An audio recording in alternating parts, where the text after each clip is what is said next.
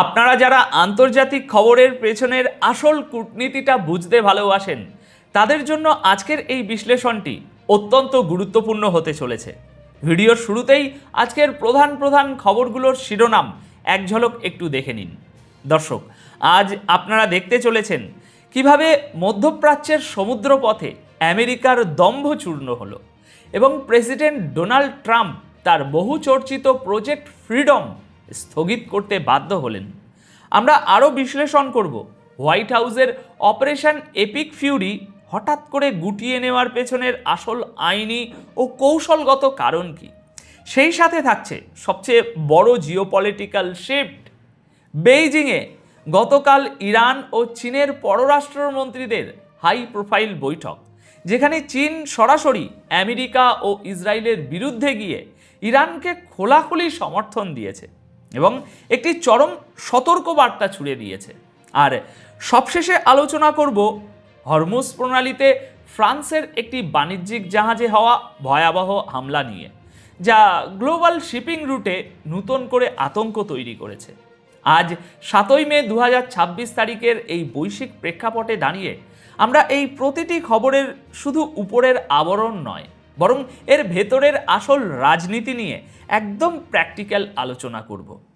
দেখুন দর্শক, মধ্যপ্রাচ্যের সমুদ্রপথে আমেরিকার প্রেসিডেন্ট ডোনাল্ড ট্রাম্পকে শেষ পর্যন্ত নিজের পদক্ষেপ থেকে পিছু হটতেই হলো। আজকের সবচেয়ে বড় খবরটি হলো ইরানের সামরিক কৌশলের কাছে এক প্রকার মাথা নত করে ট্রাম্প হরমুজ প্রণালীতে জোরপূর্বক প্রবেশের যে পরিকল্পনা করেছিলেন সেই প্রজেক্ট ফ্রিডম আপাতত স্থগিত করার ঘোষণা দিয়েছেন। গতকাল 6ই মে ডোনাল্ড ট্রাম্প তার সোশ্যাল মিডিয়া প্ল্যাটফর্মে এই তথ্য নিশ্চিত করে জানিয়েছেন যে তারা এই মিশনটি এখনকার মতো পিছিয়ে দিচ্ছেন। এর মানে হলো মার্কিন নৌবাহিনীর যুদ্ধজাহাজগুলো এখন আর সরাসরি হরমুজ প্রণালীর ভিতরে ঢুকবে না, বরং বাইরে থেকে অবস্থান করবে। দেখুন, আসল ব্যাপারটা হলো এই সিদ্ধান্তটি এমন একটা সময়ে এলো যখন ইরানের ইসলামিক রেভলিউশনারি গার্ড কর্পস বা আইআরজিসি স্পষ্ট হুমকি দিয়ে রেখেছিল যে তাদের নিয়মের বাইরে গিয়ে কোনো বিদেশি জাহাজ যদি এই রুটে ঢোকার চেষ্টা করে তবে তাকে সরাসরি ডুবিয়ে দেয়া হবে। এমনকি ইরানের সর্বোচ্চ ধর্মীয় নেতা মুস্তাফা খামেনি সম্প্রতি একটি ঐতিহাসিক নির্দেশ জারি করে অত্যন্ত কড়া ভাষায় বলেছিলেন যেসব বিদেশি শক্তি অসৎ উদ্দেশ্য নিয়ে উপসাগরীয় অঞ্চলে প্রবেশ করবে তাদের সমুদ্রের অতল গভীরে ডুবিয়ে দেয়া হবে। এখন ট্রাম্প দাবি করছেন যে তিনি এই মিশন স্থগিত করেছেন কারণ ইরানের সাথে একটি চূড়ান্ত চুক্তির দিকে তারা অনেকটা এগিয়ে গেছেন। কিন্তু এখানে একটা জিনিস বুঝতে হবে দর্শক, এই চুক্তির কথাটা আসলে একটা কৌশলগত অজুহাত ছাড়া আর কিছুই নয়। কারণ ইরান অনেক আগেই সাফ জানিয়ে দিয়েছে যতদিন পর্যন্ত আমেরিকা তাদের বেআইনি নৌ অবরোধ তুলে না নেবে ততদিন পর্যন্ত কোনো ধরনের আলোচনা বা চুক্তির টেবিলে তারা বসবে না। গত মাসের শেষের দিকে ট্রাম্পের নির্দেশে মার্কিন নৌবাহিনী যখন ইরানের বন্দরগুলোতে অবরোধ জোরদার করে তখন ইরানও পাল্টা ব্যবস্থা হিসাবে এই হরমুজ প্রণালীতে নিজেদের নিয়ন্ত্রণ আরও কঠোর করে তোলে। আমার বিশ্লেষণ বলছে ট্রাম্পের এই মিশন স্থগিত করার আসল কারণ হলো নিজের নৌবাহিনীর সম্ভাব্য বিপর্যয় ঠেকানো এবং একটি নিশ্চিত ব্যর্থতাকে চুক্তির মোড়কে আড়াল করা। ইরান যেভাবে তাদের অ্যান্টিশিপ মিসাইল এবং ড্রোনগুলো তাক করে রেখেছিল তাতে প্রজেক্ট ফ্রিডম নিয়ে সামনে এগোনোর অর্থই ছিল সরাসরি একটি ধ্বংসাত্মক যুদ্ধে জড়িয়ে পড়া, যেখানে আমেরিকার নৌবাহিনীর বিশাল ক্ষতি হওয়ার সম্ভাবনা ছিল একদম শতভাগ। এই ঘটনাটি প্রমাণ করে দিল যে উপসাগরীয় অঞ্চলের জলসীমায় এই মুহূর্তে পশ্চিমাদের নয় বরং ইরানেরই একচ্ছত্র আধিপত্য চলছে। ট্রাম্প একে চুক্তির দিকে এগোনোর কথা বলে যতই সান্ত্বনা খুঁজুন না কেন, গোটা বিশ্ব এটাকে ইরানের সামরিক শক্তির কাছে আমেরিকার পিছু হটা হিসাবেই দেখছে। তবে এখানে দর্শক মনে রাখতে হবে মার্কিন অবরোধ কিন্তু পুরোপুরি শেষ হয়নি, তারা শুধু হরমুজের ভিতরে ঢোকার ঝুঁকিটা এড়িয়েছে মাত্র। এর পাশাপাশি আরেকটি অত্যন্ত তাৎপর্যপূর্ণ ঘটনা ঘটেছে, যা আমেরিকার অভ্যন্তরীণ এবং আন্তর্জাতিক সামরিক কৌশলের দুর্বল দিকগুলো আমাদের সামনে স্পষ্ট তুলে ধরে। আমেরিকার secretary of state Marco Rubio পরিষ্কারভাবে ঘোষণা দিয়েছেন যে ইরানের বিরুদ্ধে চালানো তাদের অ্যাগ্রেসিভ সামরিক অভিযান অপারেশন এপিক ফিউরি পুরোপুরি শেষ হয়ে গেছে। হোয়াইট হাউসে সাংবাদিকদের সাথে আলাপকালে রুবিও এই ঘোষণা দেন এবং জানান যে এই মিশনটির বর্তমান পর্যায়ে সম্পন্ন হয়েছে এবং মার্কিন কংগ্রেসকেও এই বিষয়ে আনুষ্ঠানিকভাবে জানিয়ে দেওয়া হয়েছে। এখন আপনারা অনেকেই ভাবতে পারেন যে আমেরিকা হয়তো ভয় পেয়ে পালিয়েছে, কিন্তু একজন বিশ্লেষক হিসাবে আমি আপনাদের বলবো, এখানে শুধু ইমোশন দিয়ে বিচার করলে হবে না, পেছনের আসল রাজনীতিটা বুঝতে হবে। এই যুদ্ধবিরতির প্রায় 1 মাস পার হওয়ার পর হোয়াইট হাউস যে এই যুদ্ধ শেষের ঘোষণা দিল, এর পিছনে একটা খুব বড় আইনি কারণ রয়েছে, যা আমি আগেও আপনাদের সকলকে জানিয়েছি। দেখুন, মার্কিন আইন অনুযায়ী কোনো সামরিক সংঘাত যদি 60 দিনের বেশি স্থায়ী হয়, তবে প্রেসিডেন্টকে সেটি আরও চালিয়ে নিয়ে যাওয়ার জন্য কংগ্রেসের কাছ থেকে বিশেষ আইনি অনুমোদন নিতে হয়। ডোনাল্ড ট্রাম্প খুব ভালো করেই জানতেন যে বর্তমান পরিস্থিতিতে কংগ্রেসের কাছ থেকে এই অনুমোদন পাওয়া প্রায় অসম্ভব। তাই কংগ্রেসের এই আইনি গ্যাঁড়াকলে আটকে যাওয়ার আগেই তারা অত্যন্ত চতুরতার সাথে অপারেশন এপিক ফিউরি সমাপ্ত ঘোষণা করে একটি ফেজ শেষ করল। এর মানে এই নয় যে তারা ইরানকে ছেড়ে দিয়েছে। মার্কো রুবিওর কথায় এটা স্পষ্ট যে আমেরিকা এখন সরাসরি সামরিক হামলার বদলে অন্য কোনো স্ট্র্যাটেজির দিকে মনোযোগ দিচ্ছে। তাছাড়া যে কোনো সময় তারা নতুন নাম দিয়ে ভিন্ন কোনো অপারেশন শুরু করার অপশানও খোলা রাখছে। তাই আমেরিকা ভয় পেয়ে পালিয়েছে এমনটা ভেবে নেওয়ার কোনো কারণ নেই, বরং তারা নিজেদের আইনি সীমাবদ্ধতা এবং সামরিক সক্ষমতার হিসেব কষেই এই সিদ্ধান্ত নিয়েছে।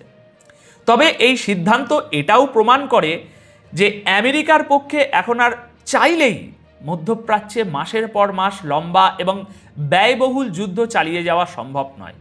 আক্রমণাত্মক অভিযান আপাতত বন্ধ থাকলেও ইরানের বিরুদ্ধে তাদের নৌ অবরোধ কিন্তু ঠিকই জারি রয়েছে, যা এই অঞ্চলের পরিস্থিতিকে এখনও অত্যন্ত নাজুক করে রেখেছে। এবার আসুন আজকের সবচেয়ে বড় জিওপলিটিক্যাল শিফট নিয়ে কথা বলি, যা পশ্চিমা বিশ্বের ঘুম হারাম করার মতো একটা খবর। মধ্যপ্রাচ্যের এই চরম উত্তেজনাকর পরিস্থিতির মধ্যে চীন এবার সমস্ত রাগঢাক সরিয়ে সরাসরি এবং খোলাখুলিভাবে ইরানের পাশে এসে দাঁড়িয়েছে। গতকাল 6ই মে ইরানের পররাষ্ট্রমন্ত্রী আব্বাস আরাগাচি বেইজিংয়ে পৌঁছান এবং চীনের শীর্ষ কূটনৈতিক ও পররাষ্ট্রমন্ত্রী ওয়াং ইর সাথে একটা অত্যন্ত গুরুত্বপূর্ণ বৈঠক করেন।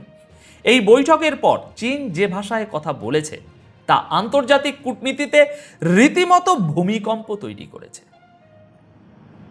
চীনের পররাষ্ট্রমন্ত্রী ওয়াং ই সরাসরি ডোনাল্ড ট্রাম্প এবং ইসরায়েলের সামরিক পদক্ষেপের কঠোর নিন্দা জানিয়ে বলেছেন যে ইরানের বিরুদ্ধে চালানো এই সম্পূর্ণ যুদ্ধটিই বেআইনি এবং এই মুহূর্তে সবচেয়ে জরুরি বিষয় হলো একটি পূর্ণাঙ্গ যুদ্ধবিরতি। কিন্তু চীনের কথার সবচেয়ে ভয়ঙ্কর অংশটি ছিল তাদের সাইলেন্ট ওয়ার্নিং। ওয়াং ই অত্যন্ত কড়া ভাষায় বলেছেন যে এই অঞ্চলে নতুন করে যুদ্ধ শুরু হওয়া কোনো অবস্থাতেই বরদাস্ত করা হবে না। দর্শক, একটু গভীরভাবে চিন্তা করুন, চীন যখন বলে আমরা বরদাস্ত করব না, তখন এর মানে কি দাঁড়ায়?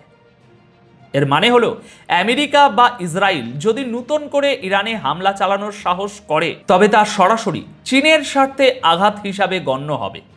বৈঠকে ইরানের পররাষ্ট্রমন্ত্রী আব্বাস আরাগাচি চীনকে ইরানের সবচেয়ে কাছের এবং বিশ্বস্ত বন্ধু হিসাবে আখ্যায়িত করেন এবং জানান যে বর্তমান এই কঠিন সময়ে দুই দেশের মধ্যকার সহযোগিতা অতীতের যে কোনো সময়ের চেয়ে অনেক বেশি শক্তিশালী হবে।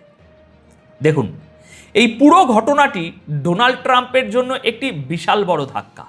আমেরিকা বছরের পর বছর ধরে চেষ্টা করে আসছিল ইরানকে বিশ্বমঞ্চ থেকে সম্পূর্ণ একঘরে করে ফেলার। তাদের উপর একের পর এক নিষেধাজ্ঞা চাপিয়ে দেওয়ার।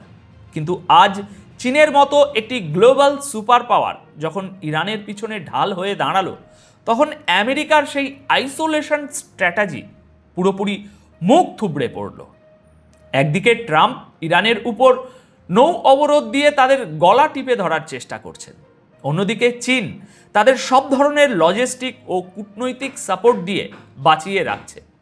বেইজিংয়ের এই প্রকাশ্য সমর্থনের পর ইরানের আত্মবিশ্বাস যে বহুগুণ বেড়ে যাবে তা আর বলার অপেক্ষা রাখে না। এর সরাসরি প্রভাব আমরা আগামী দিনগুলোতে হরমুজ প্রণালীর জলসীমায় এবং মধ্যপ্রাচ্যের স্থলভাগে দেখতে পাব। কারণ ইরান এখন জানে যে গ্লোবাল পলিটিক্সে তাদের পিছনে বিশ্বের অন্যতম বড় একটি শক্তি পাহাড়ের মতো দাঁড়িয়ে আছে। এখন সবশেষে যে খবরটি আমাদের পশ্চিমা অর্থনীতির দুর্বলতাকে চোখে আঙুল দিয়ে দেখিয়ে দিচ্ছে তা হলো হরমুজ প্রণালীতে হওয়া একটা ভয়াবহ হামলা। ফ্রান্সের বিখ্যাত শিপিং কোম্পানি সিজিএম গতকাল 6 মে একটি বিবৃতি দিয়ে জানিয়েছে যে তাদের একটি বিশাল বাণিজ্যিক জাহাজ স্যান অ্যান্টোনিও তার উপর 5 মে রাতে হামলা চালানো হয়েছে। জাহাজটি যখন বিশ্বের সবচেয়ে বিপজ্জনক রুট অর্থাৎ হরমুজ প্রণালী দিয়ে পার হচ্ছিল, ঠিক তখনই এই হামলার শিকার হয়। কোম্পানির তথ্য অনুযায়ী এই হামলায় জাহাজের ক্রু মেম্বাররা মারাত্মকভাবে আহত হয়েছেন এবং জাহাজটির ব্যাপক ক্ষতি হয়েছে।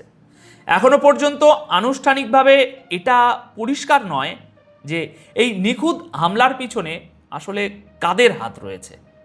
কিন্তু এই অঞ্চলে ইরানি সামরিক বাহিনীর যে কঠোর অবস্থান এবং পশ্চিমা জাহাজগুলোর প্রতি তাদের যে জিরো টলারেন্স নীতি, তার মাঝখানে এমন একটি ঘটনা পশ্চিমা দেশগুলোকে চরম আতঙ্কের মধ্যে ফেলে দিয়েছে।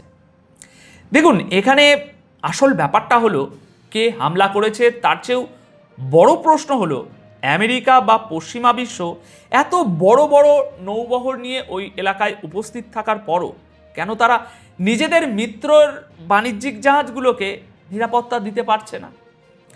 হরমুজ প্রণালীতে বাণিজ্যিক জাহাজের উপর এই যে হামলা, এটা গ্লোবাল শিপিংয়ের জন্য এক বিশাল অশোয়নী সংকেত।